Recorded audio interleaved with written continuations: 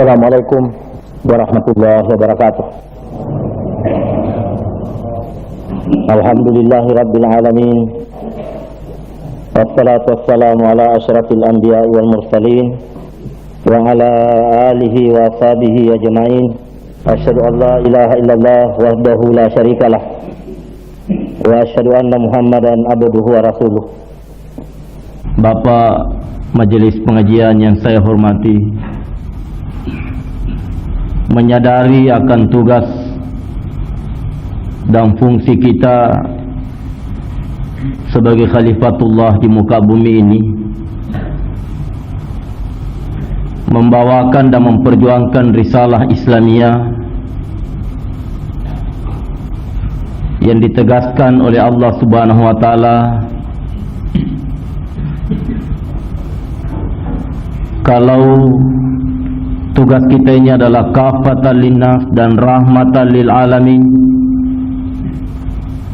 yang berarti minimal ada dua komponen dasar yang harus menjiwai dan melandasi penampilan kita sebagai seorang muslim di dalam membawakan tugas sebagai khalifatullah, membawakan dan memperjuangkan risalah Islamiyah ini.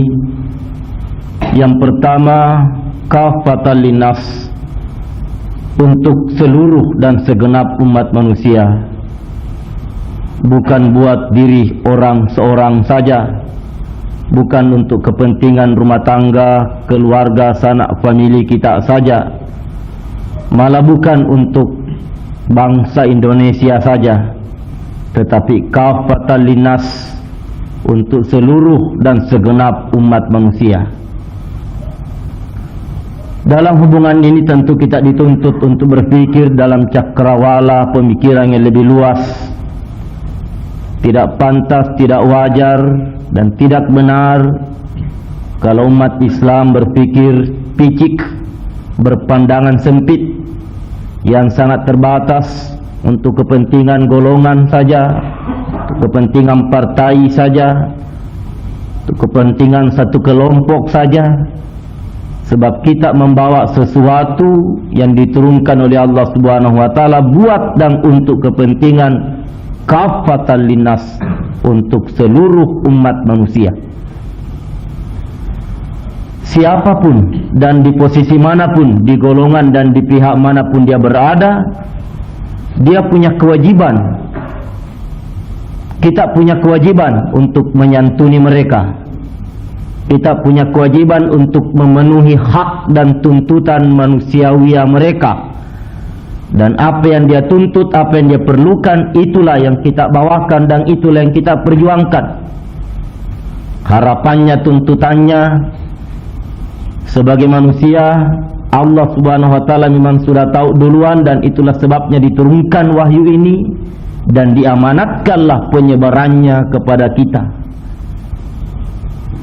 Yang kedua, rahmatan lil alamin, bahwa kita membawakan risalah Islamiyah ini, kita memperjuangkan risalah Islamiyah ini harus ditandai, harus ada unsur dan komponen rahmatan di sana, bahwa tidak dan bukan oleh kebencian, tidak dan bukan oleh permusuhan, tidak dan bukan untuk kepentingan golongan, untuk kepentingan kita, tapi senantiasa harus ditandai untuk kepentingan semua umat manusia, sehingga kesan, warna, corak, penampilan senantiasa menonjol, senantiasa dominan, senantiasa terasa adanya motivasi yang melandasi berupa rahmatan, sesuatu yang menyejukkan, sesuatu yang indah, sesuatu yang nyaman, sesuatu yang membuat orang memang betul-betul merasa terpikat,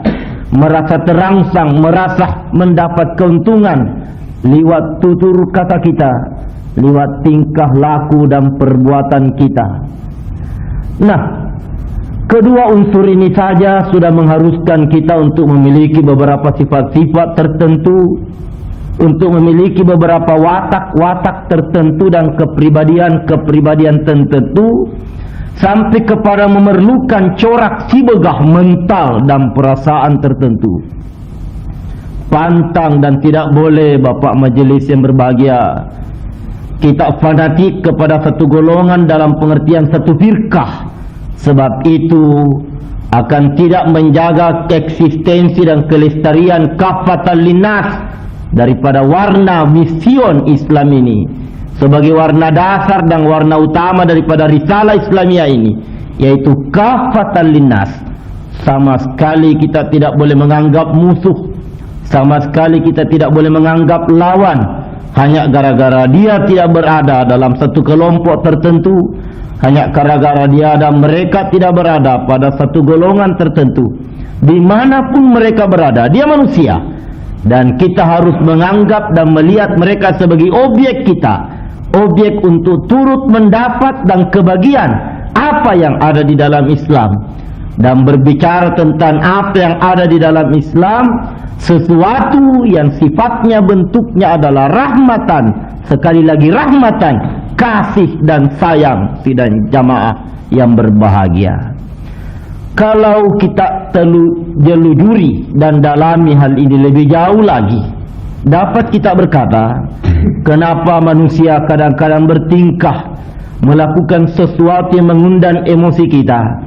Kenapa kadang-kadang manusia macam-macam ulahnya yang memang seolah-olah mengundang kita untuk menganggap dia sebagai lawan kita, sebagai musuh kita, yang mengundang kebencian dan emosi kita.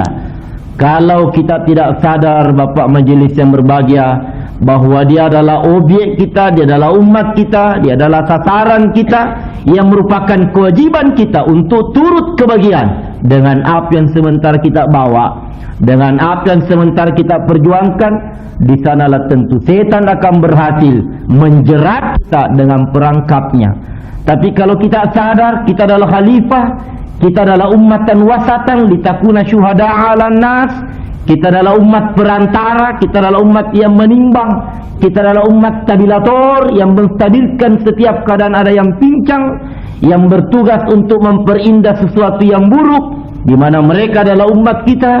Taruhlah kita katakan dalam posisi sebagai guru, mereka adalah murid kita, sebagai posisi pemimpin mereka adalah umat dan kaum umat kita yang berkewajiban untuk kita bimbing, untuk kita santuni, untuk kita tuntun. Terpancinglah pasti emosi kita. Tapi kalau kita sadari akan posisi kita ini, akan posisi kaf, akan tugas kita yang berwarna, yang corak dasarnya adalah kafatan linnas rahmatan lil alamin, InsyaAllah Bapak Majelis kita akan berkata dan kita akan menarik kesimpulan bahawa mereka berbuat begitu, mereka melakukan ulah yang seperti itu, yang memancing kebencian, yang memancing permusuhan, adalah akibat rohaninya di dalam keadaan lapar, rohaninya di dalam keadaan haus, rohaninya di dalam keadaan belum mencicipi dan menikmati nilai-nilai yang justru terada di dalam Islam ini, yang justru merupakan kandungan Islam ini, yang mereka belum sempat merasakannya, yang mereka belum sempat menikmatinya, sehingga timbullah tingkah, timbullah ulah yang memang pasti tidak menyenangkan, yang memang pasti tidak menguntungkan. Dalam kuliah malam Jumat yang lalu kita sudah katakan bahawa para ahli psikolog telah menyelidiki dan menarik kesimpulan bahawa baik Hitler maupun Mussolini maupun Napoleon Bonaparte, demikian juga raja-raja dan penguasa-penguasa yang pernah dikenal di dalam sejarah, tidak kecuali seperti Namrud, Fir'aun, melakukan kekejaman, melakukan kesadisan, adalah wujud, adalah pertanda daripada kehausan rohani yang lapar sekian lama, yang haus sekian lama, sehingga gara-gara tidak kebagian makan, tidak kebagian minum, dia cari sesuatu yang memang dia perlukan, dan untuk memuaskan rohani dia bikinlah spekulasi. Barangkali kalau saya bunuh sekian orang, kalau saya benci sekian orang, kalau saya tangkap sekian orang, kalau saya melakukan ini, akan timbullah ketenangan, rasa puas sebagai penguasa. Dia coba, dia tingkatkan kekejaman itu, dia tingkatkan kesadisan itu. Tetap jiwa tambah merana, tetap rohani tambah lapar, tambah haus, tambah macam-macam yang dia lakukan. Majelis yang berbahagia, Apatah lagi dalam keadaan seperti mereka tambah dibenci, mereka tambah dimusuhi, mereka tambah dijauhi, mereka tambah tidak disantuni, mereka tidak ditawarkan kepadanya sesuatu yang justru merupakan kebutuhannya. Tambah jauhlah dia, dan tambah jahatlah dia, tambah liarlah dia, tambah banyaklah tindakannya yang pasti tidak menyenangkan dan pasti tidak menguntungkan. Sebab Bapak Majelis, saudara-saudara yang saya hormati, berbeda halnya rohani dalam keadaan lapar dengan jasmani yang lapar.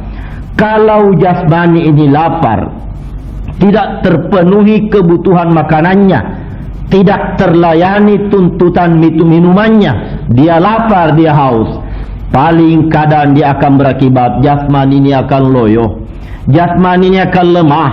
Dan lama-lama jasmani ini tidak dapat berfungsi apa-apa.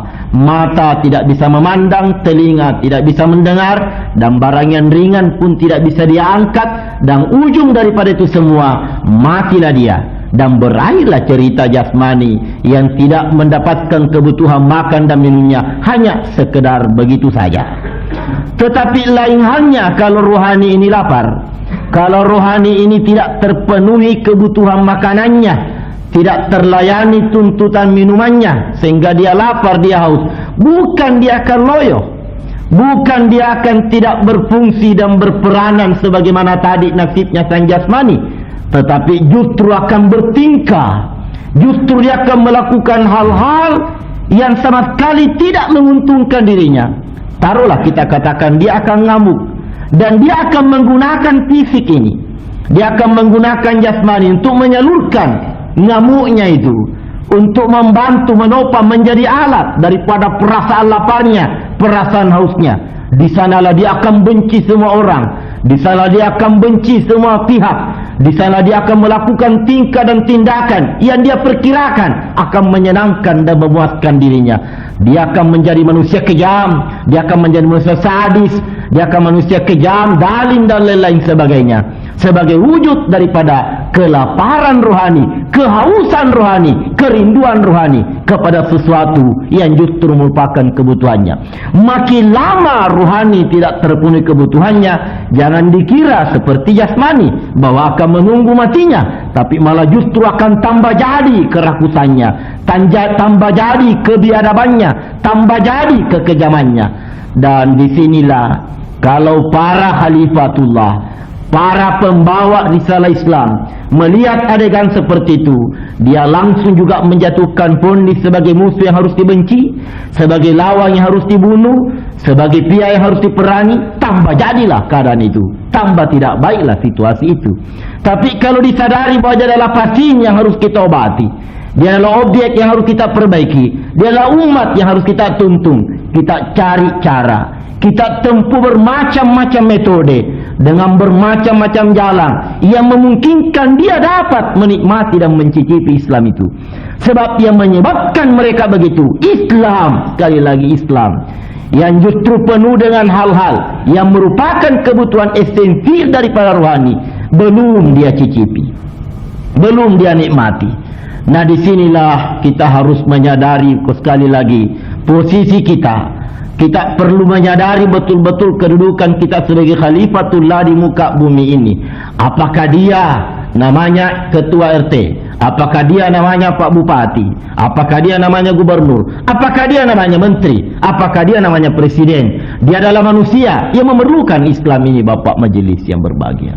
Sebab kalau mereka itu, apapun pangkatnya, apapun jabatannya, manakala dia tidak merasakan ketenangan batin, manakala dia tidak merasakan kepuasan, manakala dia tidak merasakan kesyukuran, manakala dia tidak merasakan kedamaian, manakala dia tidak merasakan kebahagiaan yang tamak, yang sempurna, adalah isyarat dan pertanda rohaninya lagi haus. Kenapa mereka gelisah? Kenapa mereka resah? Bukan karena rumahnya kecil, bukan karena kekayaannya sedikit, bukan karena pangkatnya rendah, bukan karena uangnya tidak cukup. Tidak, dan sekali lagi tidak. Tapi karena mereka tidak mengerti kenapa dia gelisah, kenapa dia resah. Dia kira rumahnya yang kecil, dia perbesar rumahnya, kegelisahan tambah jadi. Dia berusaha berjuang untuk menaikkan dan mencapai pangkat yang lebih tinggi. Keresahan tambah menjadi-jadi. Tadi pada waktu rumah kecil tidak terlalu banyak maling yang ditakuti, tapi sesudah rumah jadi besar, banyak betul pintu yang harus dijaga. Meningkat dia punya keresahan, meningkat dia punya kegelisahan. Sebab bukan rumah kecil yang harus dirubah menjadi besar untuk mendapatkan kepuasan. Bukan itu tuntutannya, bukan itu kebutuhannya, bukan itu yang kurang di dalam dirinya. Yang kurang di dalam dirinya, rohaninya lagi haus, rohaninya lagi rindu, rohaninya lagi mendambakan sesuatu yang memang merupakan kebutuhan esensinya. Dia coba ganti istrinya, malah tambah jadi kekacauan itu.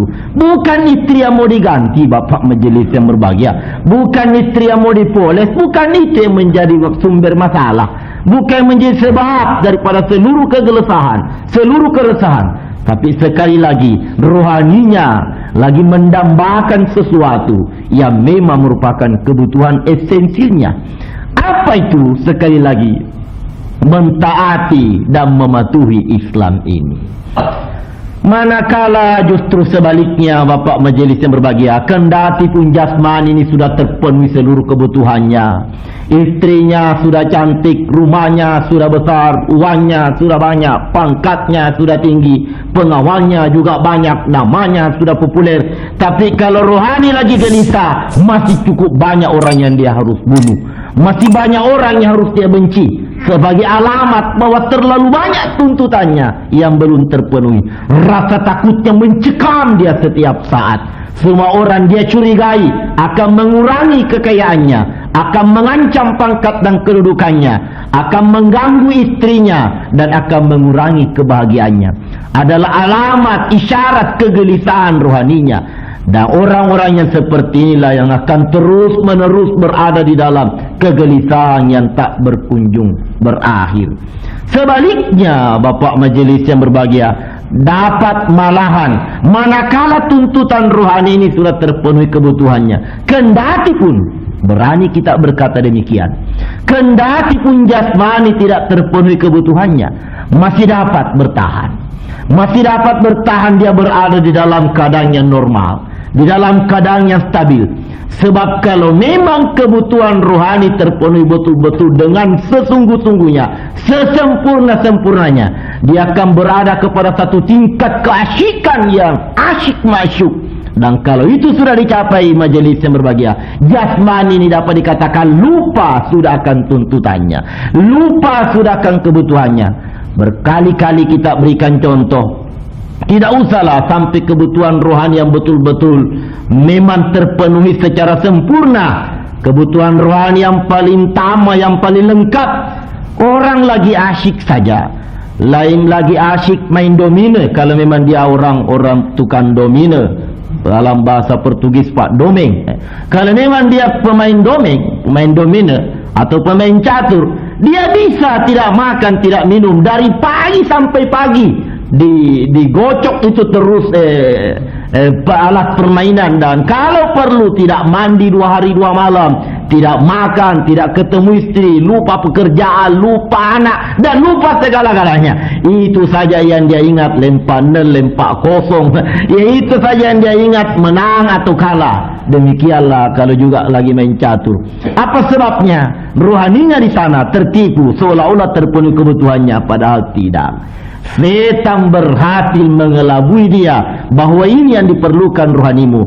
Ternyata setelah selesai, barulah dia rasakan bahwa sudah 2 hari 2 malam tidak makan, barulah dia lapar, barulah sembarang dia sikat, makanan basi kah atau makanan halal kah, tidak jadi masalah, sudah keliwat lapar, yang baru dia sadari setelah berhenti main domino. Bayangkan kalau memang rohani ini kebutuhannya terpenuhi, yang memang betul-betul merupakan keperluannya, yaitu liqa Rabbi, berhasil jumpa dengan Tuhannya, berhasil menjalin komunikasi yang intim, yang mesra dengan Allah Subhanahu wa taala.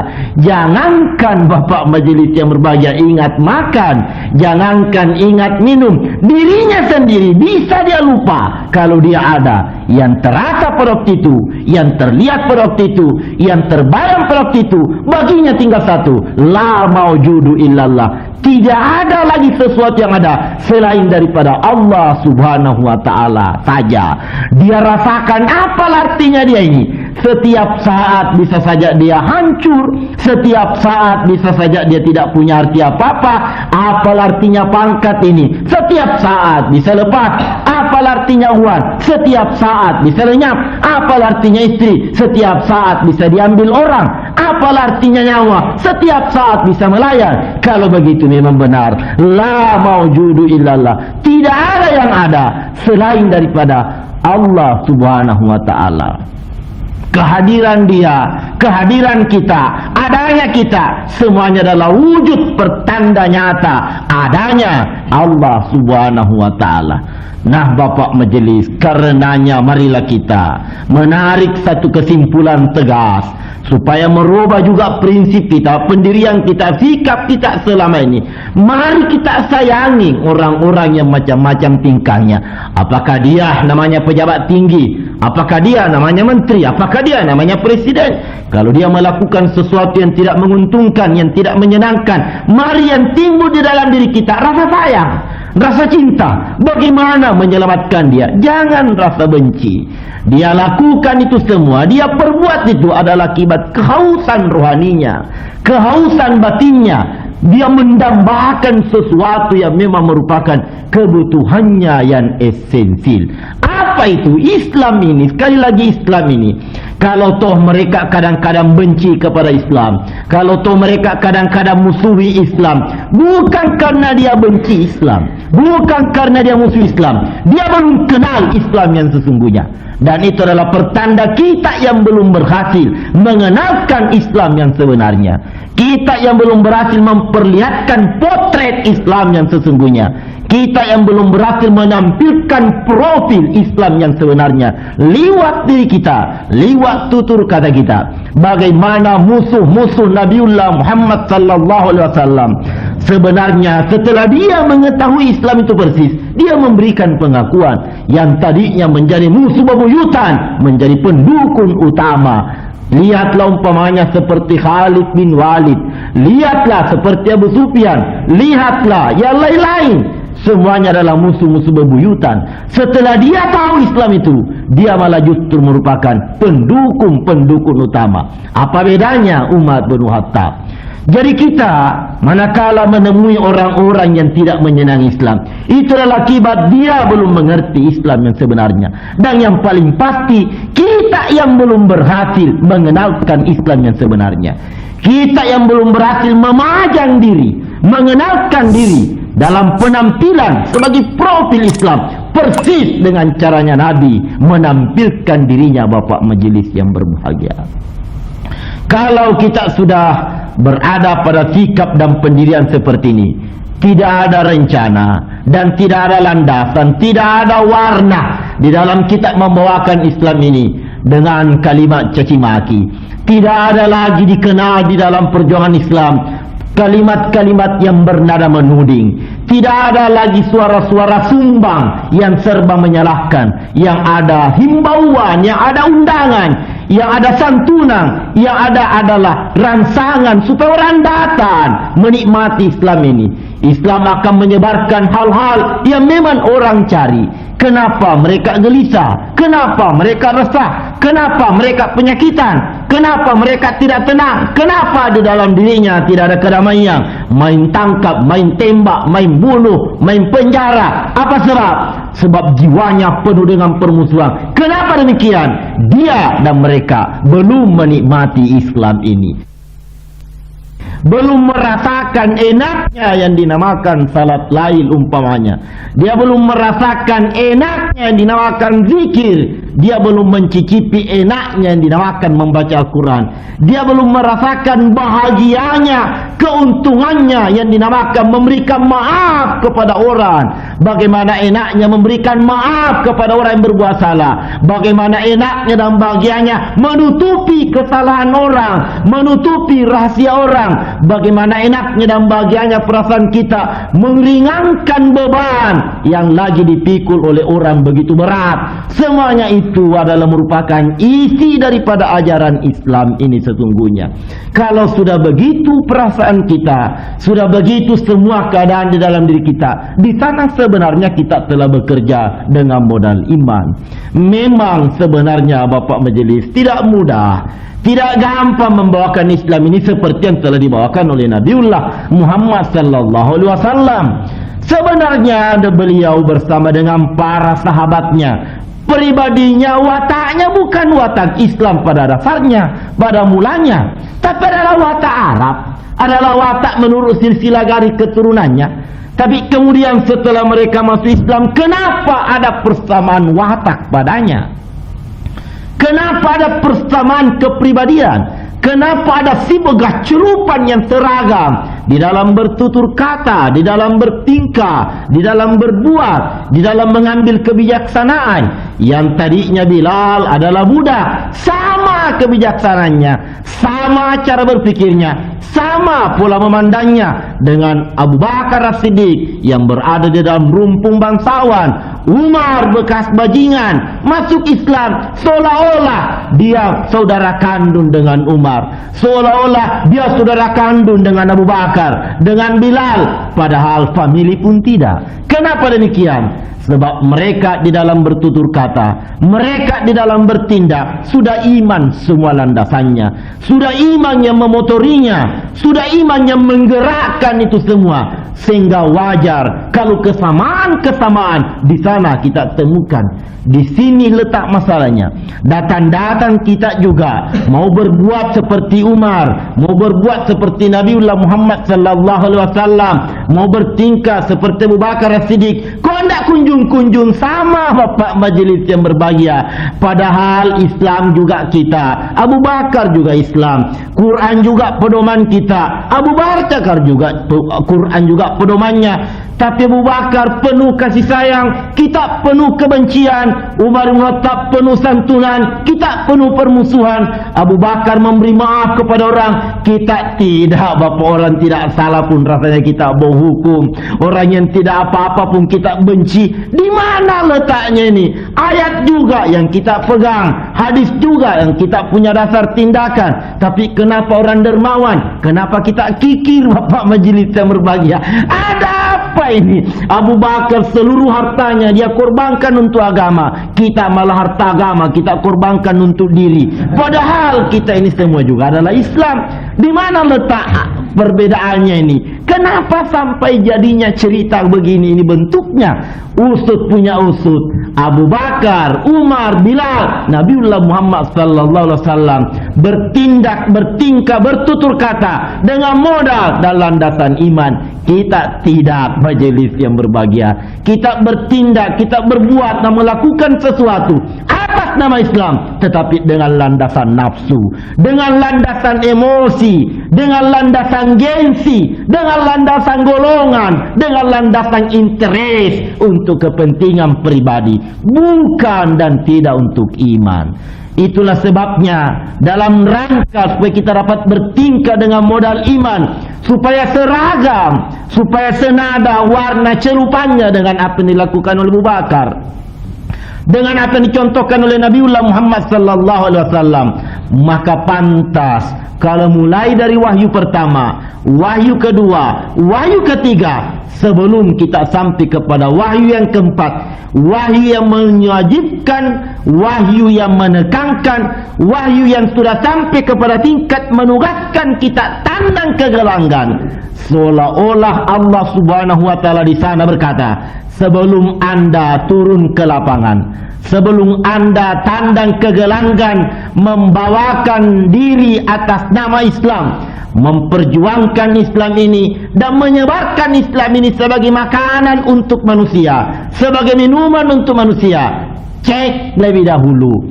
seleksi lebih dahulu, jajaki lebih dahulu, apa iman sudah ada di dalam diri Anda, apa iman sudah memenuhi rongga dada Anda.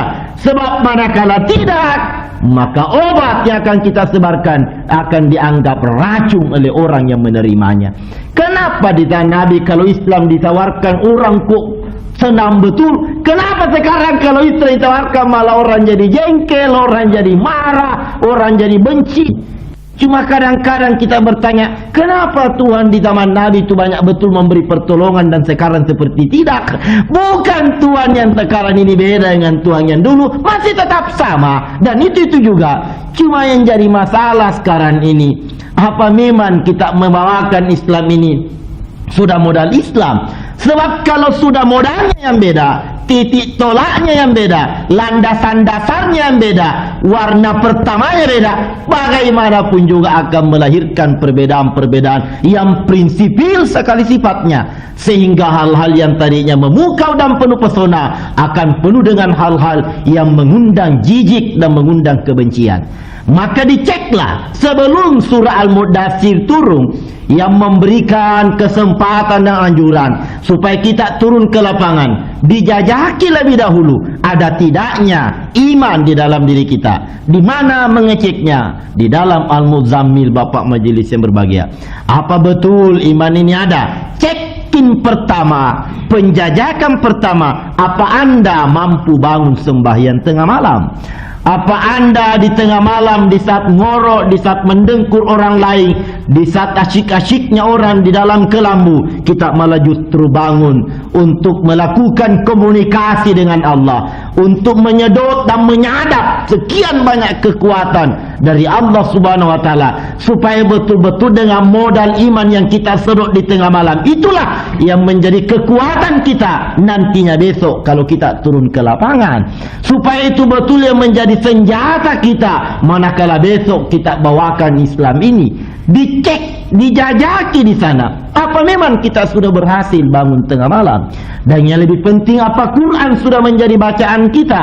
Bacaan yang tartil, bacaan yang menggores, bacaan yang membekas, bacaan yang memang memberikan warna kepada jiwa kita, yang memberikan pengaruh kepada tindakan kita. Demikianlah seterusnya. Apa memang kita sudah asyik zikir dengan Allah Subhanahu wa taala? Apa memang kita sudah kecantol dengan Allah? Dan demikianlah seterusnya, dalam rangka untuk menempatkan Allah pada proporsinya, di dalam menempatkan Allah pada kedudukannya sebenarnya. Sudah pernahkah kita tawakal? Sudah pernahkah kita berserah diri kepada Allah Subhanahu wa taala? Sudah pernahkah kita berkata dan bersumpah di dalam salat kita, di dalam kontak komunikasi kita dengan Allah, bahwa ya Allah, saya ini tidak punya arti apa-apa, saya sadar akan dosaku, saya sadar akan kelemahanku, saya sadar dengan seluruh noda dan kekuranganku, Engkau terserah. Saya mau dihancurkan, saya tidak punya daya apa-apa untuk mengelak. Saya mau dilumat, jadi debu, jadi apapun sekarang, tidak ada yang bisa menghalangi Engkau ya Allah. Dan saya terlalu pantas untuk dihancurkan. Saya penuh dosa, saya penuh noda, dan itulah pertanda saya sebagai manusia. Dengan seluruh kelemahan saya digoda, saya dirayu setan, saya tidak bisa bertahan ya Allah. Kiranya kalau memang saya dihancurkan, Engkau kuasa menghancurkan saya. Tapi kalau saya kiranya masih diberi kesempatan, secerca peluang untuk memperbaiki diri, tolong ya Allah berikan kesempatan itu. Tolong berikan waktu itu untuk saya perbaiki diri ya Allah. Saya sadar, saya lakukan ini dosa bukan karena membangkang, bukan karena demonstrasi, bukan karena mencoba-coba menantang dan mengecek kekuasaanmu dan ketuhananmu. Tidak ya Allah, tidak. Saya sadar bahwa ini terjadi karena kelemahan saya. Kalau saya diberikan kesempatan memperbaiki diri, saya akan gunakan kesempatan itu. Siapa tentunya yang tidak terharu mendengar pernyataan ini? Ini namanya penyerahan diri kepada Allah Subhanahu wa taala. Dan kalau kesempatan itu diberikan ya Allah, saya akan manfaatkan betul-betul. Saya akan korbankan diri saya, harta saya, dan apa yang ada pada diri saya. Sudah pernahkah kita mengeluarkan pernyataan seperti itu? Dan sudah pernahkah kita buktikan, Bapak majelis yang berbahagia? Dan sudah pernahkah kita merasakan kerawanan situasi, kegawatan kondisi yang kita lalui, di mana kita terjepit, di mana kita berada pada sesuatu yang sangat antagonis, yang sangat dilematis, yang sangat paradoksal, di dalam keadaan tidak ada jalan keluar selain daripada menyerah penuh pasrah kepada Allah Subhanahu wa taala. Dan manakala hal itu Allah berikan, terasa sekali itu terasa bahwa Allah memberikan kesempatan kepada kita, secerca kesempatan untuk kita manfaatkan. Dan alhamdulillah, setelah kita memperbaiki diri, rupanya bukan secerca, Allah memberikan lebih banyak daripada apa yang kita minta. Di sanalah semua untuk mengecek iman. Dan di sanalah juga kita dituntut, apa betul kita mampu sabar?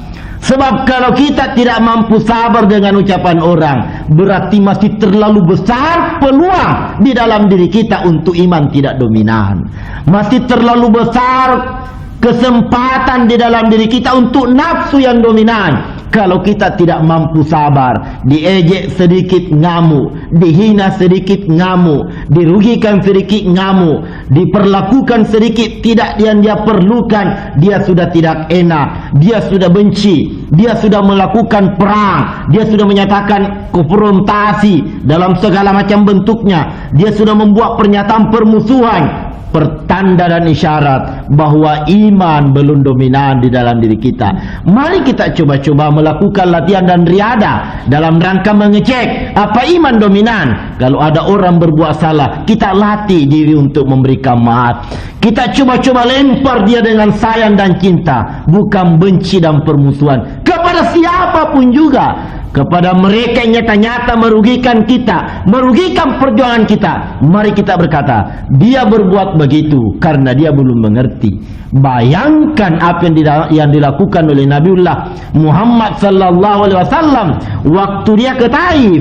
Dia dikeroyok, dia disambut oleh pengerahan anak-anak khusus untuk melempar beliau dengan batu, dan tidak ada orang yang buka jendela dan buka pintu untuk mengundang dia singgah. Padahal kampung itu adalah kampung sanak famili keluarga dekatnya, adalah kampung pelarian terakhir. Sebab di Mekah juga beliau sudah dibenci, istri sudah tidak ada, paman juga sudah pergi, dianggap ke Taif barangkali akan disambut. Okeylah, tidak usahlah menyambut misi perjuangan saya, tapi sambutlah saya sebagai keluarga dekatnya. Ternyata sebaliknya yang beliau temukan, semua orang tutup jendela, semua orang tutup pintu, malah anak dikerahkan khusus untuk melempari beliau dengan batu.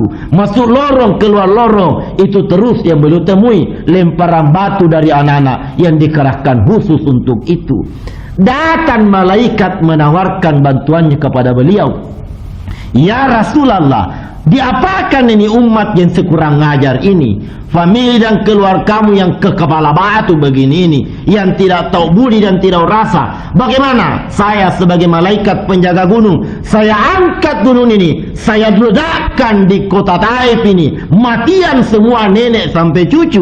Nabi mengatakan jangan. Kalau bukan dia, mudah-mudahan anaknya. Kalau bukan anaknya, mudah-mudahan cucunya. Paling tidak keturunannya lah yang akan menyambut baik perjuangan saya. Mereka berbuat begitu sebab mereka tidak mengerti apa yang saya buat.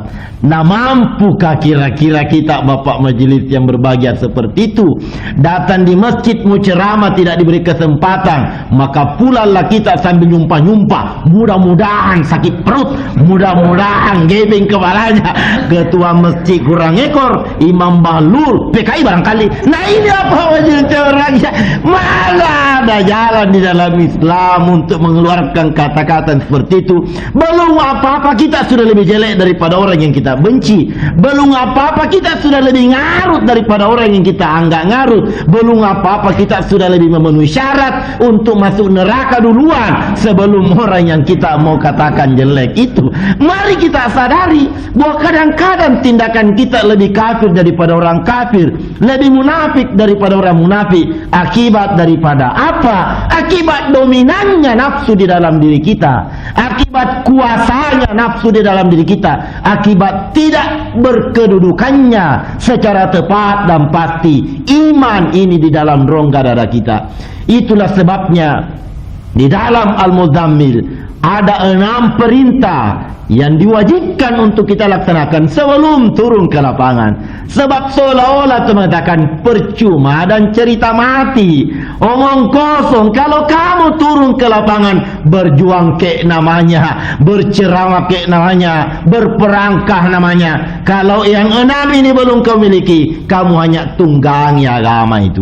Kamu hanya jadikan agama itu sebagai kuda tunggangan saja untuk meraih sekian banyak keuntungan dan kepentingan. Buat pribadimu, buat golonganmu, buat rumpumu dan buat pihakmu, bukan untuk kafatan linnas. Mari kita jangan lupa bahwa Islam ini adalah kafatan linnas, bukan Islam untuk Islam. Islam untuk umat manusia, Bapak majelis yang berbahagia. Apalagi Islam untuk golongan, sama sekali tidak benar. Islam adalah untuk kafatan linnas, untuk orang Yahudi, untuk komunis, untuk Kristen. Selama mereka belum memaklumi, belum mencicipi menikmati Islam, mereka akan terus-menerus berada di dalam kegelisahan. Mereka akan berada di dalam keresahan dengan macam-macam tindakan yang tidak menguntungkan manusia yang ada di muka bumi ini. Karenanya merupakan satu kewajiban kita untuk memasarkan Islam ini terus-menerus sampai kepada batas waktu yang diberikan oleh Allah Subhanahu wa taala kepada kita, sampai jatah umur yang terakhir yang diberikan oleh Allah Subhanahu wa taala kepada kita. Adapun kalau orang merintangi, adapun kalau orang menghalangi, orang membenci dan memusuhi kita, itu adalah hukum yang wajar. Itu adalah hal yang wajar, sebab mereka tidak mengerti. Kalau dia sudah maklumi, dia tidak akan melakukan hal itu. Kenapa mereka benci? Banyak kemungkinan. Mungkin cara kita mengenalkan Islam ini penuh dengan pupur dan bedak palsu. Mungkin kita terlalu banyak menambah-nambah atau mengurangi. Mungkin ada yang kita sembunyikan. Dan yang paling penting, barangkali dia tidak melihat bukti pada diri kita. Sebab ibarat penjual jamu, Bapak majelis yang berbahagia, berteriaklah penjual jamu, ini obat gatal yang paling hebat. Sementara si penjualnya kegatalan, tak ketulungan. Mana mungkin ada pembeli yang mau membelinya, Bapak majelis yang berbahagia. Ini adalah obat yang membuat kita berhenti batuk, padahal dia sendiri batuk-batuknya ndak kedengaran lagi suara lain selain daripada batuk. Mana mungkin orang beli? Nah demikianlah kita mengajar orang berenang. Kita sendiri sebagai instruktur tidak pernah lompat memberikan contoh cara berenang. Di atas saja lompat duluan, siapa mau mati?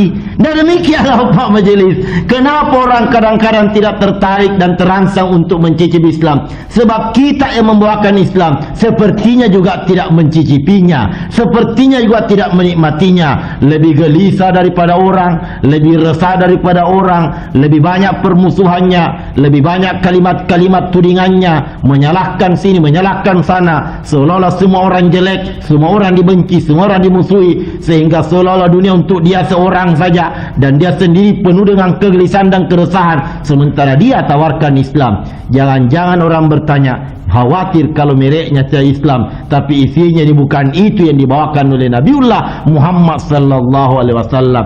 Buktinya konon Nabi senang sekali kalau salat, asyik sekali kalau salat, sampai kadang-kadang lupa bangkit dari sujud. Ini kok lain lagi, malah kalau dia salat sepertinya ditusuk-tusuk duri, kecepatan melulu dan cepat-cepat lompat. Kok beda betul salat yang ditemukan di dalam keterangan hadis dengan salat yang diperlihatkan oleh beliau Al-Mukarram ini? Nah ini tentu orang akan bertanya, orang akan berhitung untuk datang mencicipi Islam ini. Tapi kalau kita mampu memajang Islam, mengenalkan Islam lewat penampilan kita, bahwa begitu asyik kita, begitu bahagia kita, begitu sukses, begitu berhasil usaha dan kerja kita. Kalau orang bertanya, jawabannya cuma satu, beginilah kehebatannya. Kalau kita dapat mematuhi dan mentaati seluruh ajaran Islam, rohani kita jadi tenang, rohani kita jadi bahagia, sehingga kekurangan-kekurangan kebutuhan fisik tertanggulangi dan teratasi dengan sendirinya lewat kepuasan rohani kita, lewat kenyangnya rohani kita, lewat puasnya rohani kita, sehingga kekurangan jasmani tertanggulangi dan teratasi dengan sendirinya. Semoga kita terangsang, semoga kita terpancing lebih dulu untuk berusaha dari sekarang bagaimana merasakan nikmatnya dinamakan zikir, bagaimana merasakan nikmatnya dinamakan salat lail, dan bagaimana dinamakan kerinduan kepada Allah Subhanahu wa taala.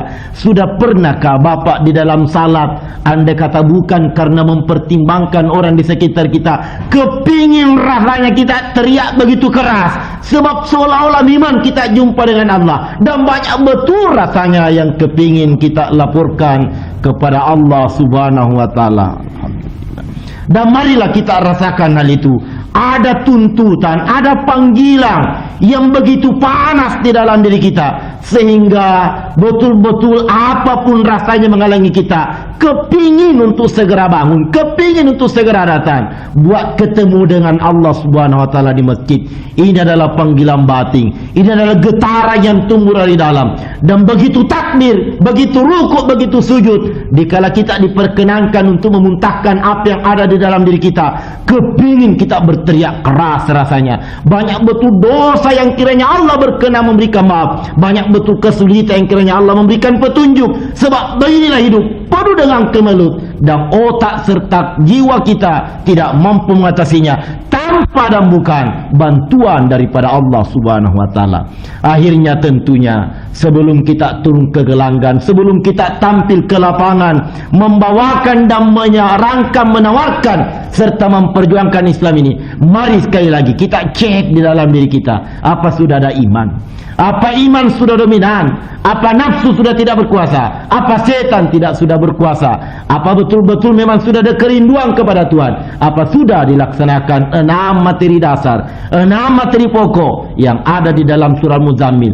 Bangun sembahyang tengah malam, membaca Al-Quran, zikir, tawakal, sabar, dan hijrah, membuat garis pemisah yang tegas bahwa saya Islam. Nampak perbedaannya, nampak identitas yang menyolok sebagai seorang muslim, berbeda dengan orang yang belum menyatakan diri sebagai muslim, yang belum menikmati Islam itu sebagaimana mestinya. Untuk itu, marilah kita berdoa bersama-sama kepada Allah Subhanahu wa taala. Mudah-mudahan kita masih diberi kesempatan untuk memperbaiki diri lebih baik lagi, untuk melecut dan mencemeti diri, dapat berlari lebih kencang lagi mengejar Allah dan mendapatkan Allah, menikmati kasih sayang Allah, sehingga kita pun dapat mempertontonkan, mendemonstrasikan bagaimana bentuk hidup yang sudah puas dengan terpenuhinya kebutuhan rohaninya, liwat dan akibat ketaatannya dan kepatuhannya, melaksanakan seluruh ajaran Islam yang tertera di dalam Al-Quran yang telah dicontohkan oleh Nabiullah Muhammad sallallahu alaihi wasallam. A'udzubillahi minasyaitonir rajim. Bismillahirrahmanirrahim. Alhamdulillahi rabbil alamin. Wassalatu wassalamu ala asyrafil anbiya'i wal mursalin wa ala alihi wa ashabihi ajma'in. Allahumma aqsim lana min nasyitika ma tahulu bi bainana wa baina ma'siyatik, wa min ta'atika ma tuballighuna bi jannataka, wa min al-yaqini ma tuhawwinu bihi alaina masaibad dunya. Allahumma mattina bi asma'ina wa basarina wa quwwatina ma ahyaitana waj'alhu al-warisa minna waj'al sarana ala man dalamana wansurna ala man adana wa la taj'al musibatana fi dinina wa la taj'alid dunya akbar hammina wa la mablagha ilmina wa la tusallit alaina man la yarhamuna wa la tusallit alaina man la yarhamuna wa la tusallit alaina man la yarhamuna. Amin amin amin ya rabbal alamin. Wa sallallahu ala Muhammadin wa ala alihi wa sahbihi ajma'in. Subhana rabbika rabbil izzati amma yasifun wa salamun alal mursalin walhamdulillahi rabbil alamin.